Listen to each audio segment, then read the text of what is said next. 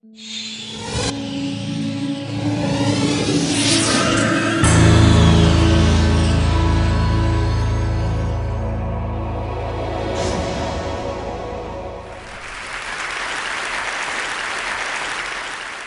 you know that we have 1.4 million cellular radio masts deployed worldwide?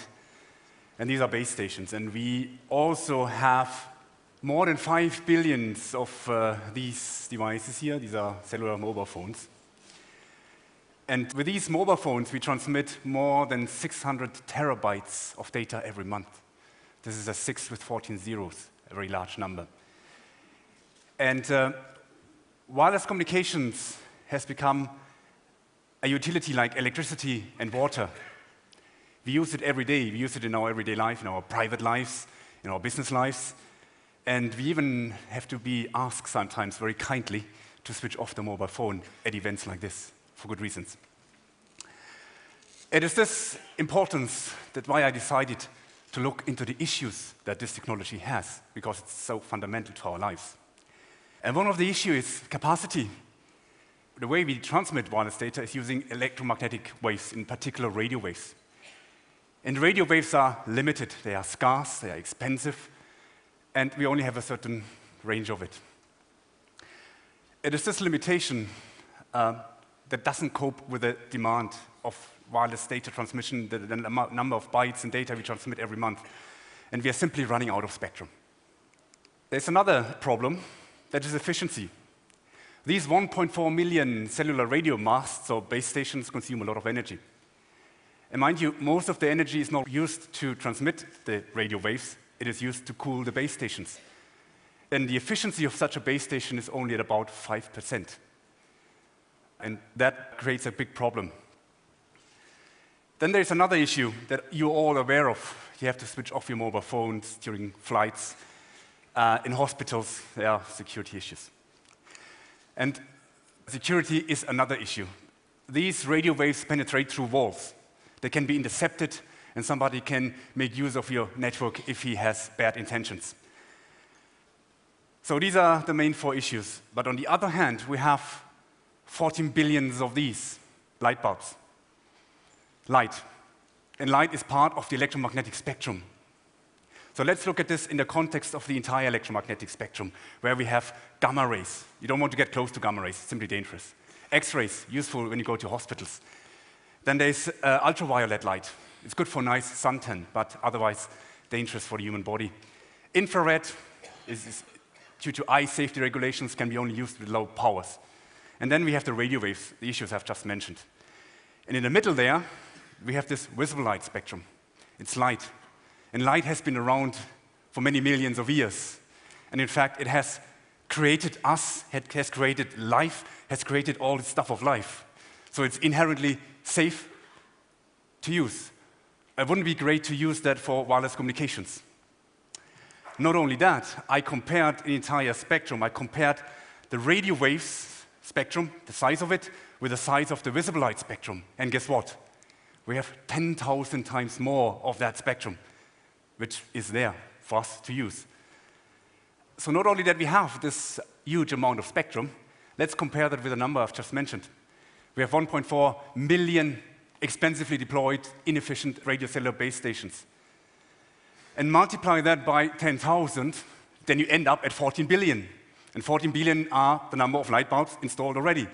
So we have the infrastructure there. Look at the ceiling. You see all these light bulbs. Go to the main floor, you see these light bulbs. Can we use them for communications? And yes, what do we need to do?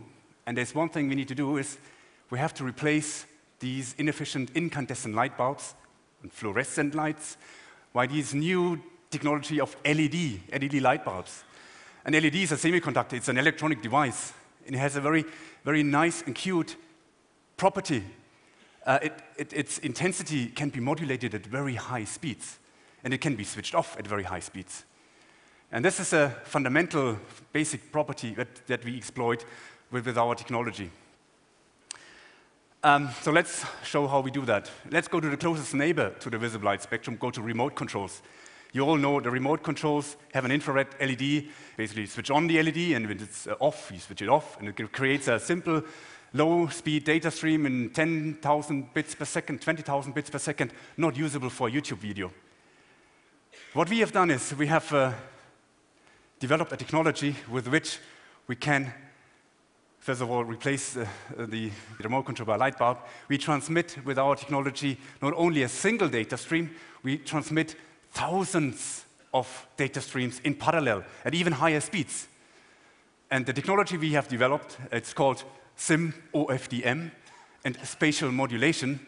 These are the only technical terms. I'm not going into details, but this is how we enabled that light source to transmit data.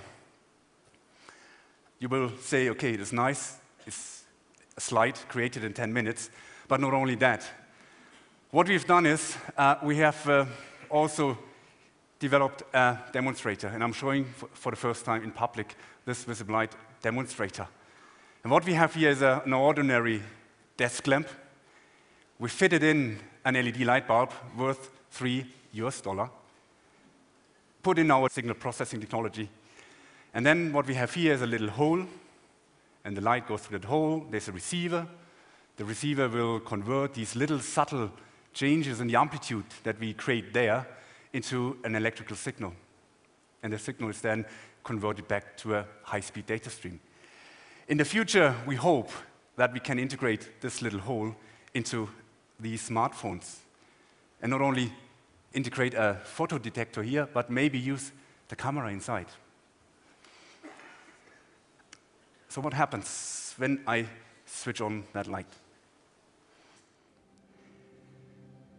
As you would expect, it's a light, a desk lamp. You could put your book beneath and could read. It's illuminating the space. But at the same time, you see this video coming up here. And this is a video, high-definition video, that is transmitted through that light beam. You're all critical. You say, ha ha ha, this is a smart academic doing a little bit of tricks here. But let me do this.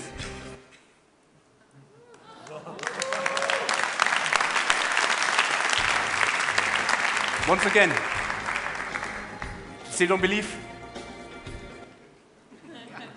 It is this light that transmits this high-definition video, this bit stream.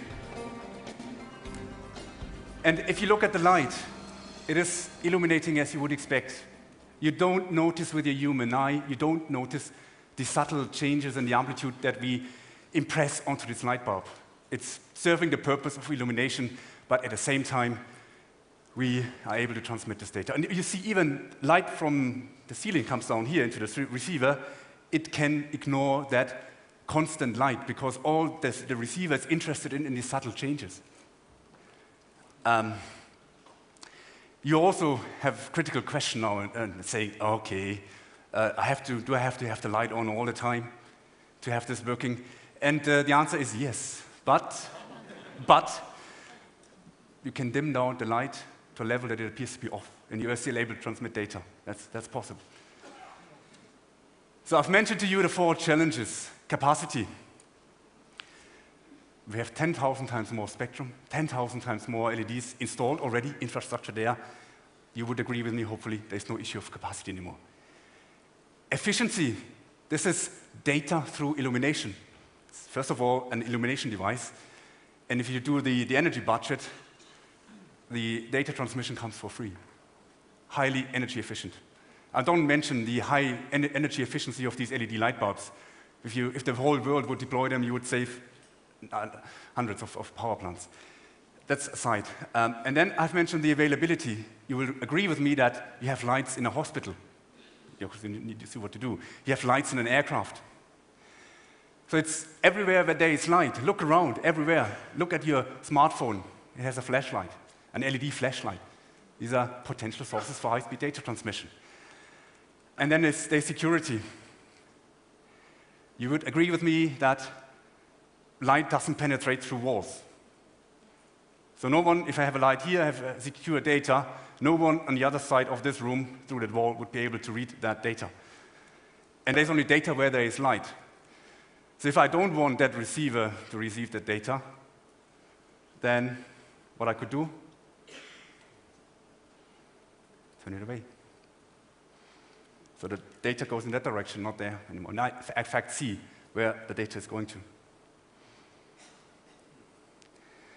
So, for me, the applications of it, to me, are beyond imagination at the moment. We have had a century of very nice, smart application developers. And you only have to notice where we have light, there is potential way to transmit data. But I can give you a few examples where you may see the impact already now. This is remote-operated vehicles beneath the oceans, and they use light to illuminate the space down there. And this light can be used to transmit wireless data, that these things communicate with each other. Intrinsically safe environments, like this petrochemical plant. You can't use RF, which might generate antenna sparks, but you can use light. You see plenty of light there. In hospitals, for new medical instruments. In streets, for traffic control.